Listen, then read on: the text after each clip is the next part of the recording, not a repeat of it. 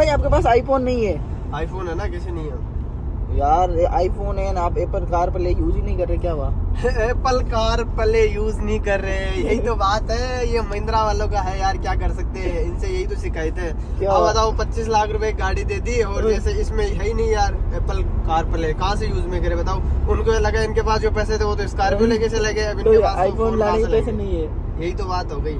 ये दिया Android system, जैसे लगा हुआ आफ्टर मार्केट लगा हुआ वैसे ऐसे लग रहा है जैसे आफ्टर मार्केट लगवाया आपने। छोटी छोटी गाड़ियों में दे रहे हैं यार, स्विफ्ट वाले दे देते हैं, अल्टो में दे देते हैं, मारुति सुजुकी वाले अच्छे जो एप्पल कार प्ले तो दे देते हैं ना उनमें। स्कॉर्पियो में एप्पल कार प्ले नहीं है। इसके 1 इंच स्क्रीन बढ़ाई है, पहले 7 की आती है, अब 8 इंच करी है। उसका क्या करेंगे, पहले दे देते छोटी दे देते और क्या।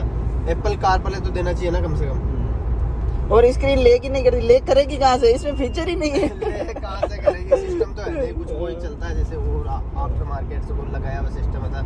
उससे बढ़िया तो कैंपर में जो एलईडी लगी हुई थी वही सही थी।